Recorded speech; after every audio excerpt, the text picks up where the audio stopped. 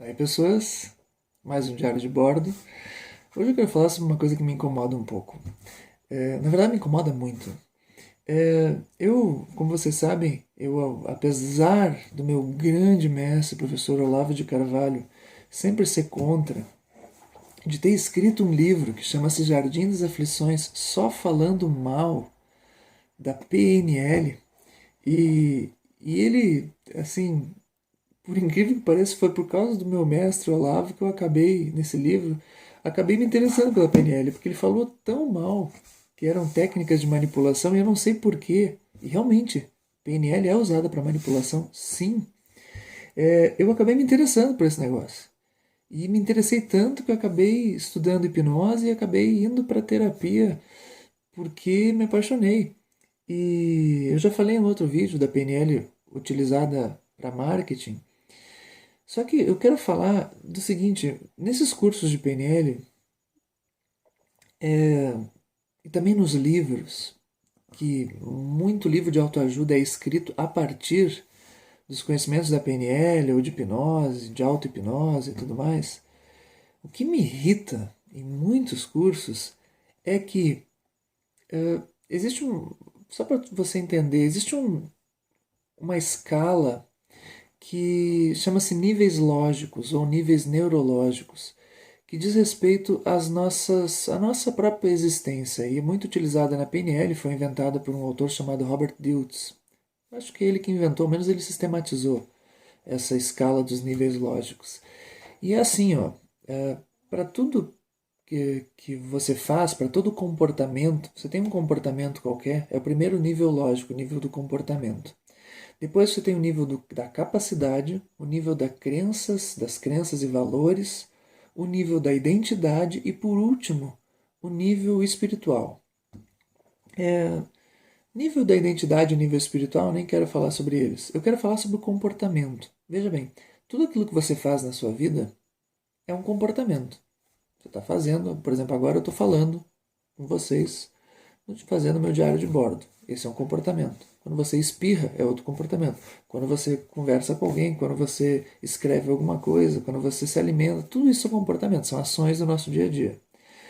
Para esse comportamento aqui que eu estou realizando, existe uma capacidade que sustenta o meu comportamento, uma capacidade que dá o fundamento para o meu comportamento. Então, o nível superior ao comportamento é a capacidade. A capacidade é, por exemplo, os livros que eu li para estar falando sobre essas coisas, os cursos que eu fiz, a própria capacidade que eu tenho de articulação, a experiência que eu tenho para falar em público, às vezes que eu já falei antes, e para falar diante de uma câmera de celular, enfim. São capacidades que eu tenho. Beleza. Acima da capacidade está a crença. A crença de que eu sou capaz de falar em público. A crença de falar com vocês ou falar em público também.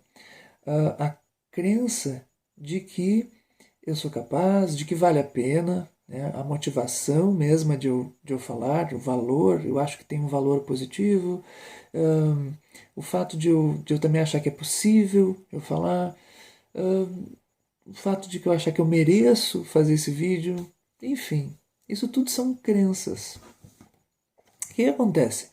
Todo comportamento teu, ele tá, ele precisa de uma capacidade e acima da capacidade precisa haver uma crença de que vale a pena, de que, enfim, né, você deve fazer. Crença ou valor, né? Você vê um valor e vai atrás e faz e realiza esse comportamento com essa capacidade. Bom, o que acontece? Nesses cursos, muitas vezes, se bate na questão de romper as crenças limitantes. Você tem crenças que te limitam na vida e que te impedem de evoluir para o comportamento que tu queres. Só que as pessoas, nesses cursos, elas são bombardeadas a destruírem com as crenças limitantes. E aí o que acontece? A crença limitante, veja, eu conheço muita gente que tem capacidade para realizar tarefas bem complexas, por exemplo, falar em público. Eu já conheci gente que tem capacidade, são poucos, mas que têm uma capacidade já, estão prontos, poderiam falar em público tranquilamente, poderiam desempenhar o comportamento de falar em público, porque têm capacidade, estão preparadas, mas que têm uma crença limitante que as impedem. Essa pessoa, para ela, terapeuticamente, é interessante romper com essa crença limitante para que ela possa desenvolver a sua capacidade.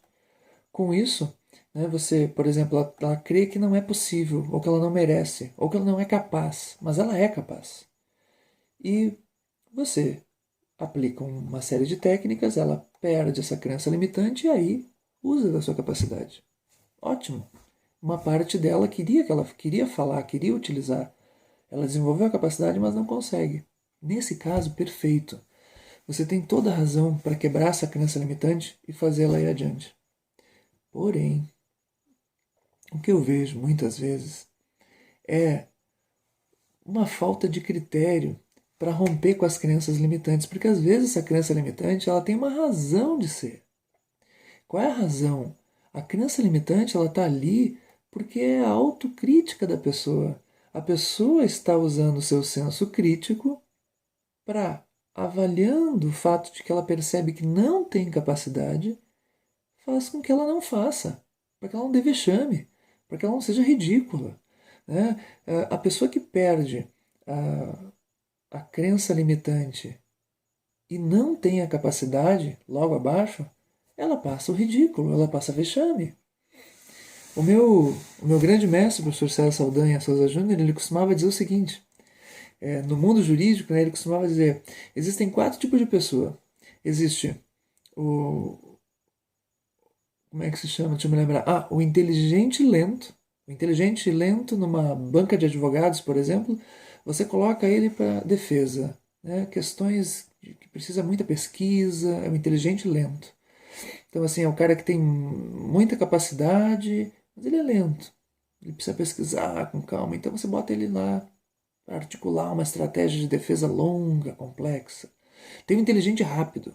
O inteligente rápido, esse você põe no ataque. Você põe ele lá numa audiência para argumentar na hora, num júri, numa banca de advogados, é o cara que vai.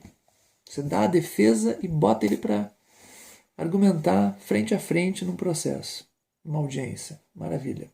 Inteligente lento, inteligente rápido. Você tem o burro lento. O burro lento, ele é aquele que tem baixa capacidade e vai devagarinho. Né? Ele mesmo sabe que ele é limitado, ele tem a crença de que ele é limitado e uma baixa capacidade. Então tu bota ele para fazer atividade burocrática, levar processo no fórum, deixa lá ele fazendo coisas muito simples. Claro, né? Eu estou chamando de burro lento, enfim, não é. Ninguém é condenado a ser um burro lento. Você pode desenvolver as suas capacidades e se tornar algo melhor. Mas existe aquele que é o burro rápido. O burro rápido, esse, ele dizia, esse tu dá um pé na bunda porque ele chuta ele para longe, porque ele vai fazer burrada rápido, loucamente. Ele só está ali para atrapalhar, ele vai te enlouquecer a vida. Chuta ele para longe. Pois bem, PNL aplicada de modo a romper com a crença limitante de uma pessoa que não tem capacidade, se você faz isso, você cria um burro rápido.